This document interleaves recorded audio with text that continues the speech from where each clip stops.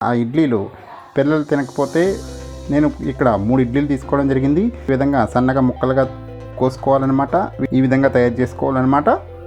ఈ విధంగా నూనెలో ఫ్రై చేసుకోవాలి. మిర్చి బజ్జీ లాంటి షేప్లో ఇడ్లీ బజ్జీ రెడీ.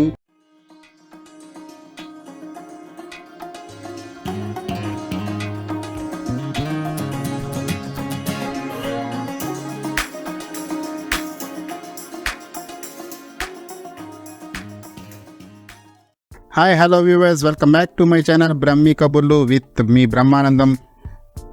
ఈరోజు మన దగ్గర ఇడ్లీలు ఉంటాయి కదా, ఇడ్లీలు వేస్తాం కదా, ఆ ఇడ్లీలు పిల్లలు తినకపోతే ఏ విధంగా బజ్జీలుగా చేసి వాళ్ళకి పెట్టవచ్చో నేను ఈ వీడియోలో చెప్పడం జరుగుతుంది.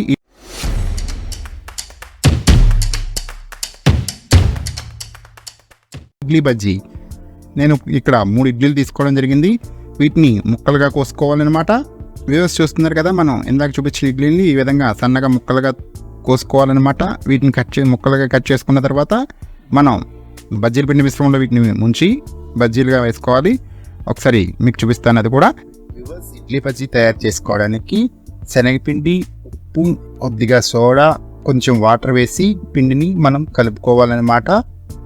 చూస్తున్నారు కదా, ఇడ్లీ బజ్జీ తయారీకి మనం మిశ్రమాన్ని ఈ విధంగా తయారు చేసుకోవాలన్నమాట. వ్యూవర్స్ చూస్తున్నారు కదా, మనం ఇడ్లీ ముక్కల్ని ఈ విధంగా ముంచుకుని ఈ విధంగా మిశ్రమంలో ముంచిన ముక్కల్ని మనం స్టవ్ మీద బాండీ పెట్టాలి. బాండీ పెట్టిన తర్వాత నూనె పోసుకుని కాగిన తర్వాత ఈ విధంగా నూనెలో ఫ్రై చేసుకోవాలి. చూస్తున్నారు కదా, ఈ విధంగా ఎర్రగా వేపుకోవాలన్నమాట. మనకి ఈ కలర్ వస్తే సరిపోతుంది. బజ్జీ రెడీ అయిపోయినట్లే. చూసారా, మిర్చి బజ్జీలా ఉన్నాయి. చూస్తున్నారు కదా, ఈ విధంగా మిర్చి బజ్జీ లాంటి షేప్లో ఇడ్లీ బజ్జీ రెడీ. వేడివేడిగా మీ పిల్లలకి ఇవ్వండి, స్నాక్స్గా తినేస్తారు.